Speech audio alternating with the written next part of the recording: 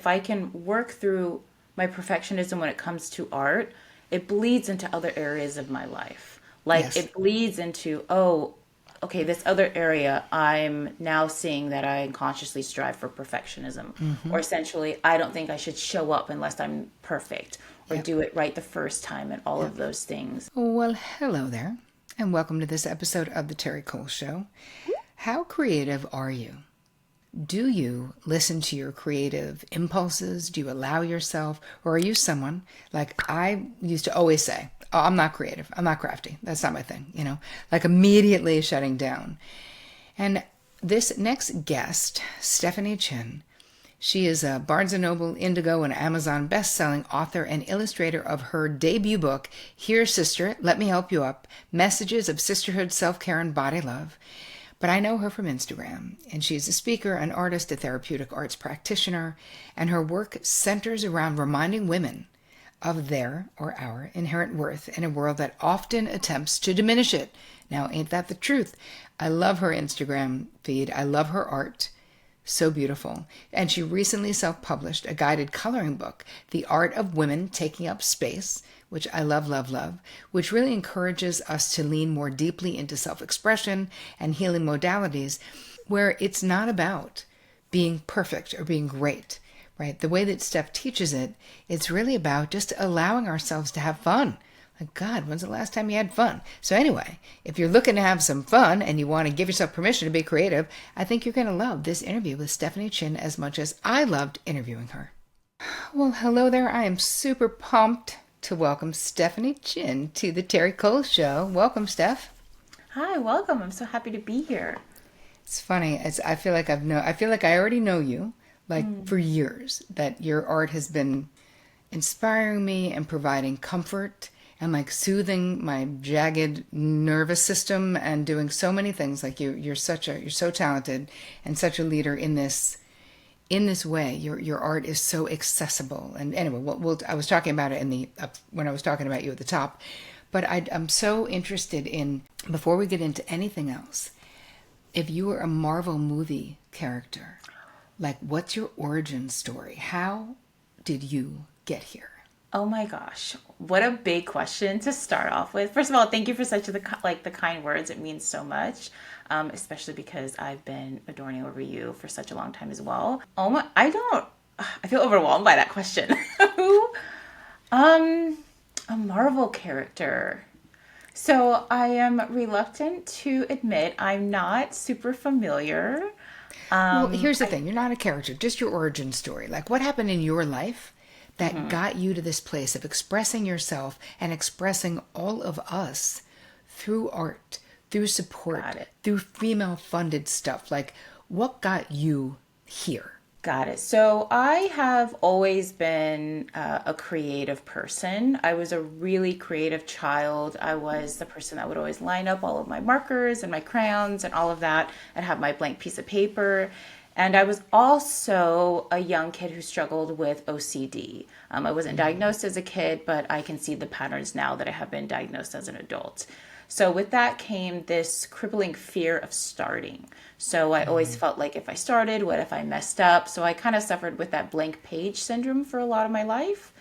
And then when I finally started to explore it, I was fed a lot of narratives around not really fulfilling what others' ideas of my art should look like. So, like, I had an art teacher who said my artwork wasn't very good.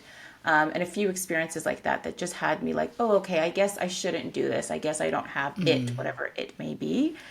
And it wasn't until I was 27 and I was in addiction recovery that I was like, maybe I could just use art, not with all these expectations of like, I have to make a career out of it or anything, but just using it as an exploratory process of learning to understand myself better, which is essentially what self expression is at the end of the day. Mm-hmm.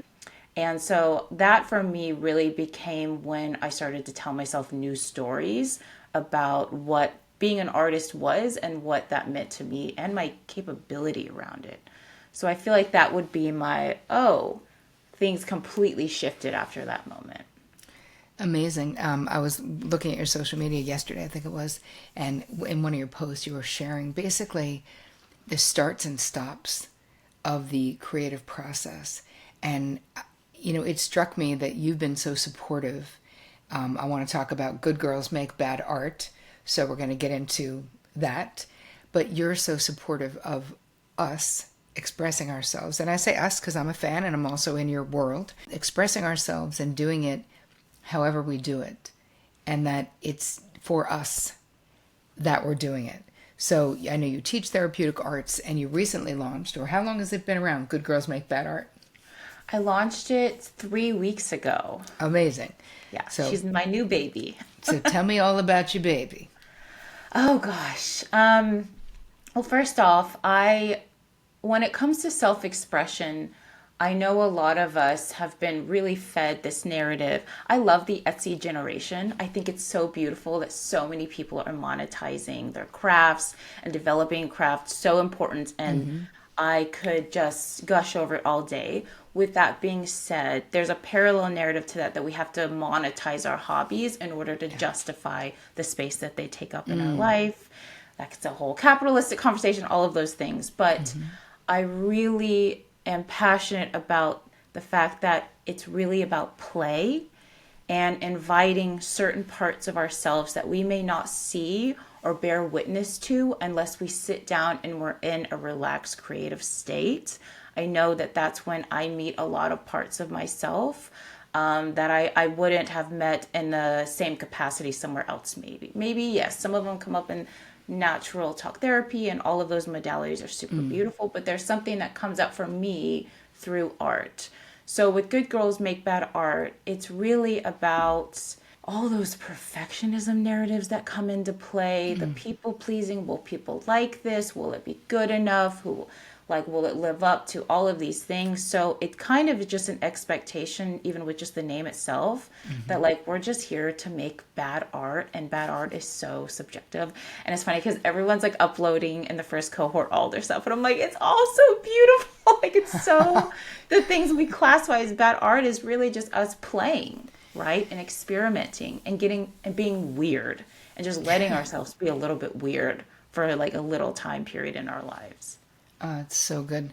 I can see from a therapeutic standpoint. It's funny. I wrote about it in my last book about a client who was so buttoned up, such a perfectionist, such a high functioning codependent, doing all the things for other people, but really, at the expense of self, obviously.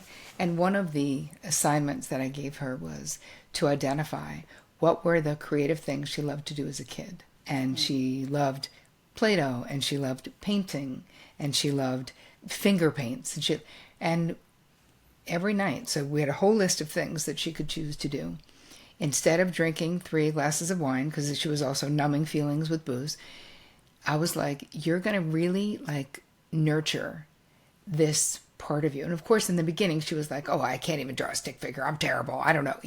And I was like, yeah, who cares? This is not, we don't care. That's not what it's for.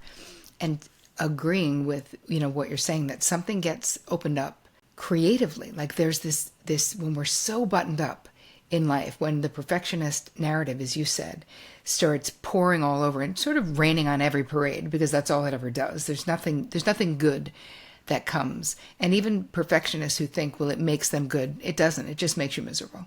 It doesn't make you good. Striving for excellence, yes, that can make you good. Perfectionism, since it doesn't exist, it just makes you fail, right? It just sets you up to fail. But I could really see how much she blossomed and flourished just through giving herself, she created this little room in her apartment that was just her art room now. It was a whole thing. That's so beautiful. Yeah. And it does, it opens up, like I said, doors that, if we can, for myself, if I can work through my perfectionism when it comes to art, it bleeds into other areas of my life. Yes. It bleeds into, oh, okay, this other area, I'm now seeing that I unconsciously strive for perfectionism. Or essentially, I don't think I should show up unless I'm perfect or do it right the first time, and all of those things. And it's really funny because I in the first cohort, I sent no examples, in a lot of my workshops. So I'm here's an example of what I did for the first activity, but for this, there's no, I'll explain it a little bit and then run with it. And it's so fun to watch. to watch that experience of people just let themselves sit and make things and get lost in it, which is where our nervous system goes down a little bit. Like I always say, I watch my Fitbit, my heart rate slows down when I'm making art. Like there's very clear data Yes. on the art making process being healing for our nervous system as well. So even for people who like struggle with like the productivity of it, I'm like, but that's productive, right? To like be able to get your body to just go down a few notches. Yeah. It's doing something. I also think that there's something really beautiful about moving away from this productivity all the time, this whole hustle culture, which we know. Listen, we all know. We all know it's not sustainable. It's not healthy. It's not good for us. It keeps us on the treadmill. It's like we don't want it. But I love the idea of doing something else that can get the nervous system more regulated, more relaxed, and giving yourself the gift of space and time, which is what that is. So you recently published a guided coloring book for women, and the way you describe it is to learn to take up more space in their own lives, right? So talk to me about this coloring book and where can people get it? So right now it's just on my website. It's called The Art of Women Taking Up Space. Oh, Very beautiful. If on you're on brand YouTube, coloring. you can see. Oh, it's gorgeous. And I made it, I had been asked for a while about a coloring book with my illustrations.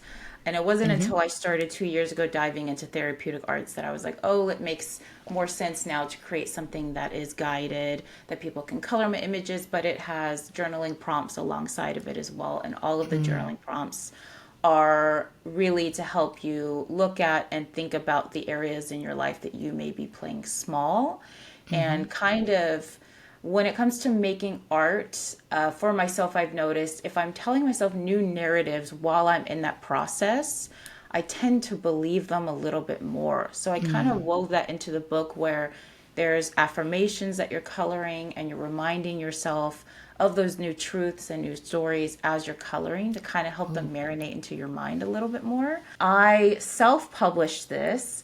I had my first book, Here Sister, Let Me Help You Up. I published through a publisher. This I pitched and it didn't get picked up, which of course, like as an author with an ego and all things, I was like, oh, maybe that means I shouldn't make it. And I was like, okay, but I'm literally writing a book on us taking up space. And part of that being showing up and believing in Yep. yourself, even if others don't. And I did a really what I did was I made it to where people could sponsor the book to help get it off the ground. So there's an entire page of women who sponsored and funded the book to help get it off the ground, which felt felt so nourishing to see, oh yeah, this is something that yes, I made it and it's birth of my artwork, but it's showing how much women are really just hungry to lift one another up and to make more things like this show up in our spaces. So Absolutely.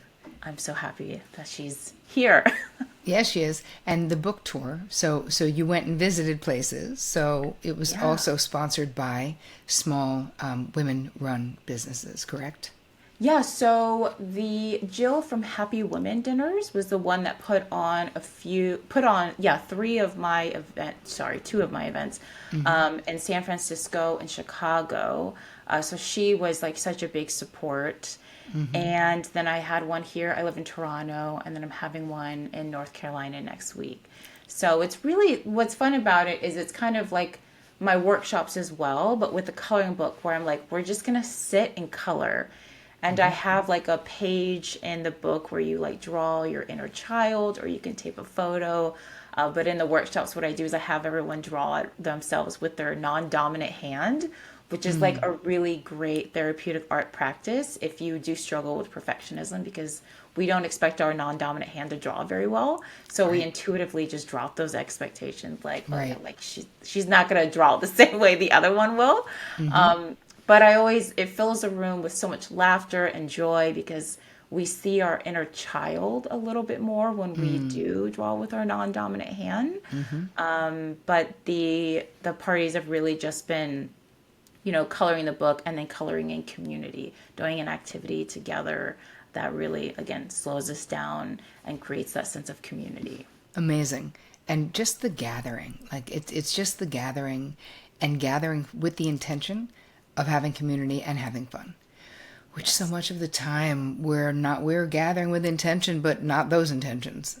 Yes. I really firmly feel like we all need to be having more fun. And I just keep circling back to the word play. Like for me, like dance is play, things that are outside of, because I make art for a living, which is Yeah. super beautiful, but I do monetize it. So sometimes I even struggle myself to separate when I'm making art and in my own practice, like who am I making it for, me or for social? Like the lines are Yeah. very easily blurred. Yeah. So like dance for me is my form of play because I will never monetize dancing. Like it is purely for fun. Very clear it is just for fun. And it just invites me to again explore things within myself and see parts of myself and show up for myself, right? Yeah. Like just, oh, I'm curious about this thing, so I'm just gonna try it and Right. just let myself be there. It's brave though, right? When you are a recovering perfectionist, Yep. it's brave to just let something happen. It's interesting. I've been married to artist for 27 years, and he's a working artist, and it's not anything I ever knew anything about. Like I didn't even know there was such a thing as someone who could he was an illustrator, cover illustrator, books, kids books, a million things, on the spot drawing in war zones. So he's very what's the word, like where you're very nimble, where you're literally in a war zone and drawing what you're seeing. So that's a Wow. very Yeah. particular skill. But in watching the difference when he's doing something for himself, he's neurotic, so it's always painful, but um, whether it's for himself or someone else, but seeing that he's so lit up. When we first got together, we were living in Jersey, and he created a fresco on this ceiling in this little library room that had white walls and a fireplace, and I could see how his emotions were coming out. The kids were like, "What are you doing?" He's like, "Painting a ceiling." Like, and it was the most beautiful. And for years we laid and looked at that, and there was so much meaning of the feelings that are attached to what's being created, and the liberation that you're talking about, to give yourself permission to do something simply because it's fun, not going to monetize it. And I see with Vic, because he's in his early 70s now, and it's like he's doing so much more landscape work and different types of things, but for himself. And there's a different vibe when it's simply for the joy of doing it, simply because it feels great. Oh, absolutely. Yeah. And for myself, my career kind of took off rather quickly. Like I started to share my art and it online, and it did like go viral very fast, which is beautiful, but it did cause a lot of years where I was like, "Oh, I tied my artistic practice right directly to success." So I almost had to like work backwards in that, where I was like, "Oh, am I making all of this for myself?" And really, when I started to learn and went back to school for therapeutic arts, was I like, "Oh yeah, this is a different experience. Like when you sit and make art purely for yourself." And I started that with when I was first sharing things on social media. I was making it in addiction recovery for myself. I was exploring parts work through it, where I like different parts of myself were interacting and I would paint them. And then as my stuff grew, I still was making it with the internal narrative of what I was going through. But I did fall into that, oh, okay, what will people like? What will do Yeah. well?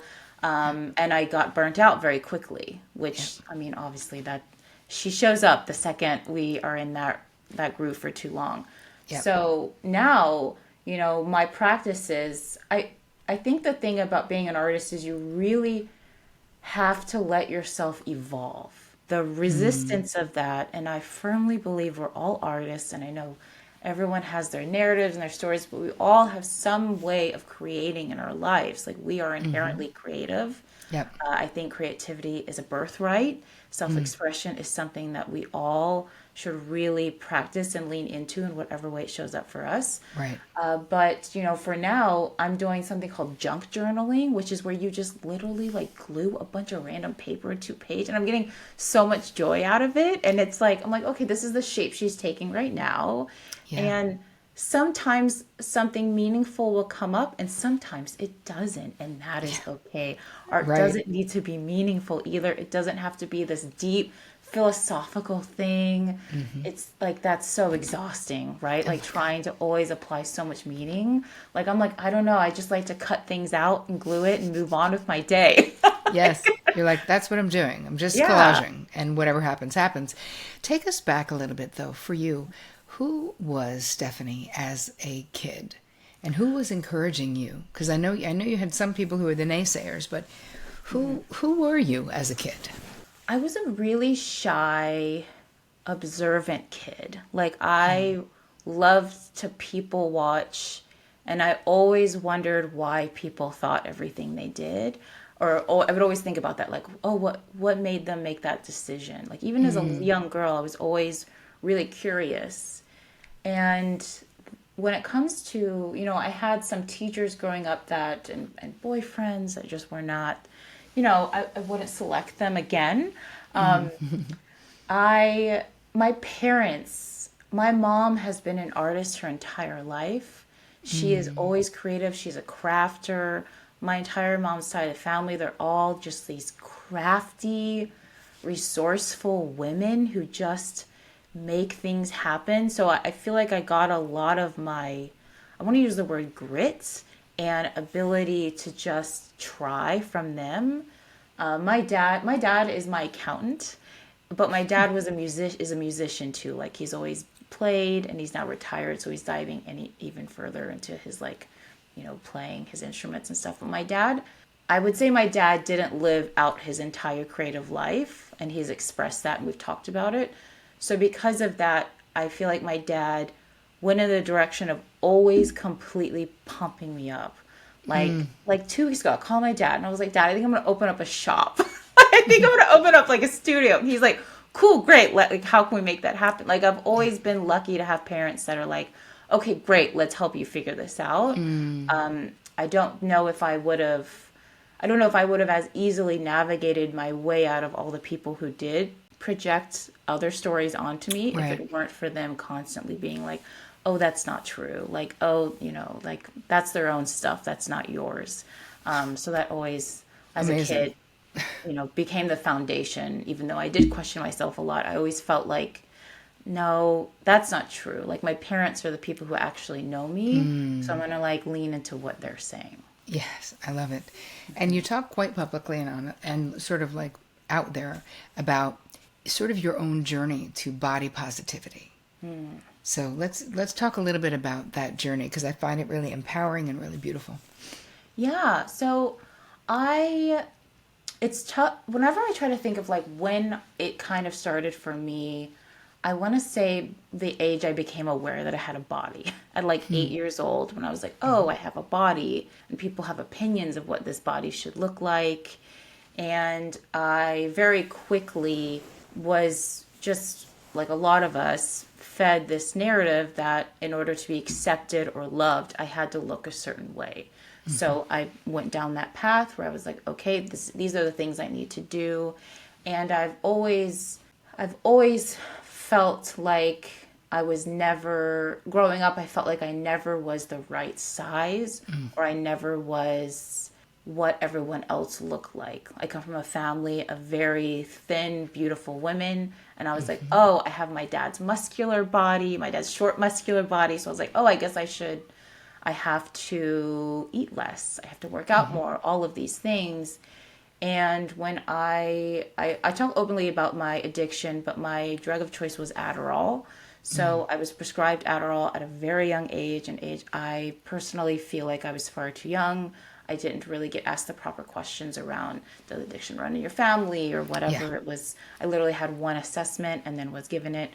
And it's a stimulant. So I was not eating. I lost a lot of weight and I was like, oh, great. So it's fulfilling these other things for me, but also it's keeping me thin.